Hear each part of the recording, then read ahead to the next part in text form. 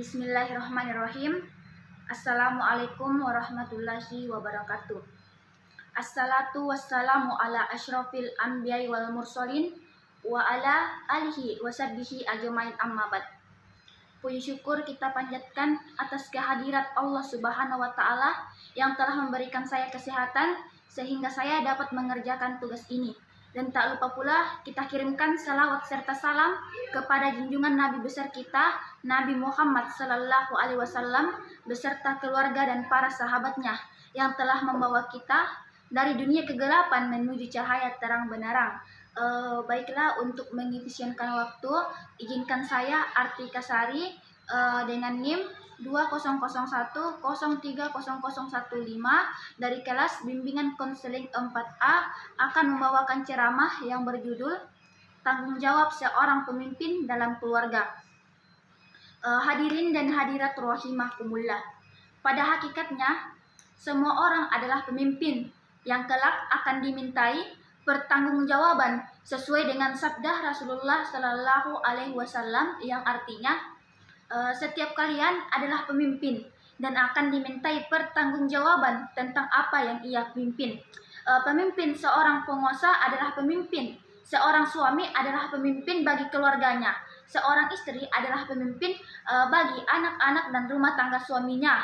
Maka tiap-tiap kalian adalah pemimpin dan akan dimintai pertanggungjawaban atas apa yang ia pimpin.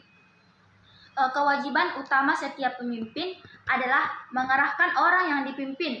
Kita sebagai calon orang tua mempunyai tanggung jawab dalam menjaga keluarga kita dari api neraka. Sesuai dengan firman Allah dalam Quran surah At-Tamrin, yaitu Bismillahirrahmanirrahim. Ya ayyuhallazina amanu qu anfusakum wa ahlikum nara, yang artinya, wahai orang-orang yang beriman, peliharalah dirimu dan keluargamu dari api neraka. Ketika ayat tersebut turun, Umar bin Khattab bertanya kepada Nabi Muhammad Sallallahu Alaihi Wasallam, yaitu, wahai Rasulullah, kami telah menjaga diri kami dari api neraka. Lalu bagaimana kami menjaga keluarga kami?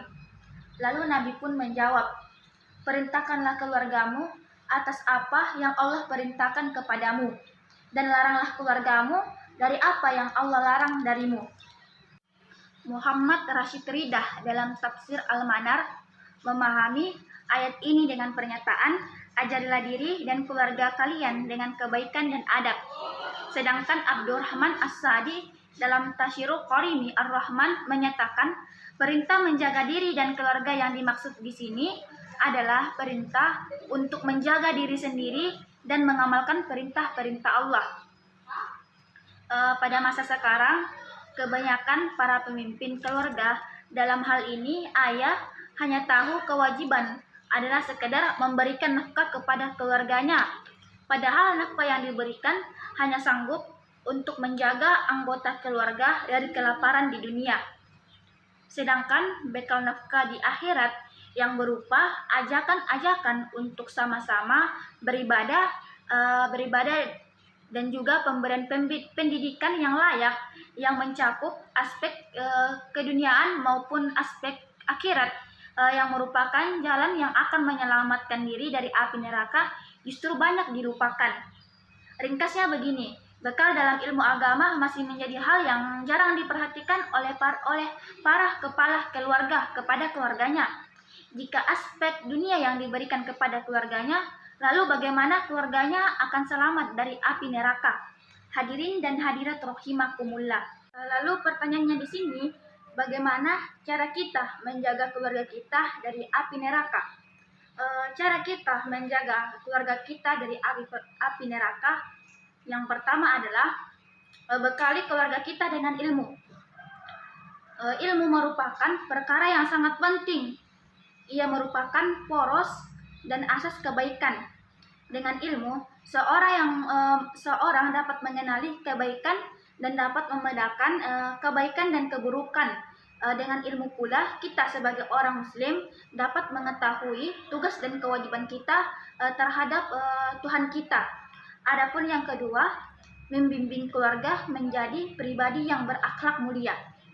sesuai dengan sabda Rasulullah Shallallahu Alaihi Wasallam yang artinya tidak ada suatu pemberian seorang ayah kepada anaknya yang lebih utama daripada adab atau akhlak yang baik. Hadis riwayat Tirmizi. Adab atau akhlak yang dimaksud di sini bukan sekedar sopan santun, tetapi adab yang mencakup adab kepada Allah dan para rasulnya.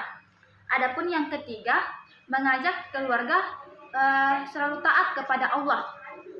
Salah satu makna peliharalah dirimu dari api neraka adalah lakukan ketaatan kepada Allah dan tinggalkanlah kemaksiatan kepadanya. Ketaatan pertama yang harus menjadi perhatian seorang muslim dalam mendidik keluarga adalah tauhid dan salat. Adapun yang keempat, menjauhkan keluarga dari berbuat maksiat.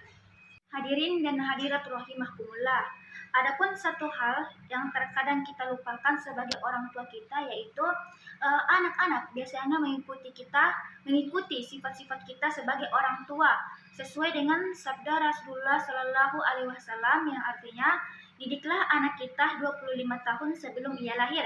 Yang artinya di sini didiklah diri kita sendiri lalu kemudian mendidik anak-anak kita.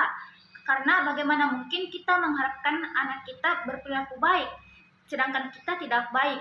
Adapun salah satu sabda Rasulullah SAW yang artinya di sini anak itu terlahir fitrah, orang tuanya lah yang menjadikannya Yahudi, Nasrani atau Majusi. Dari sini kita juga dapat mengambil kesimpulan bahwa anak itu terlahir suci, orang tuanya lah yang membentuk anak tersebut. Demikianlah ceramah yang dapat saya sampaikan pada kesempatan kali ini. Kurang dan lebihnya mohon dimaafkan. Jika ada kesalahan, itu datangnya dari saya sebagai manusia yang tak luput dari kekhilafan dan kesalahan. Adapun jika benar, maka itu datangnya dari Allah Subhanahu wa Ta'ala yang Maha Benar. Saya akhiri dengan ucapan wabillahi taufiq wal hidayah. Wassalamualaikum warahmatullahi wabarakatuh.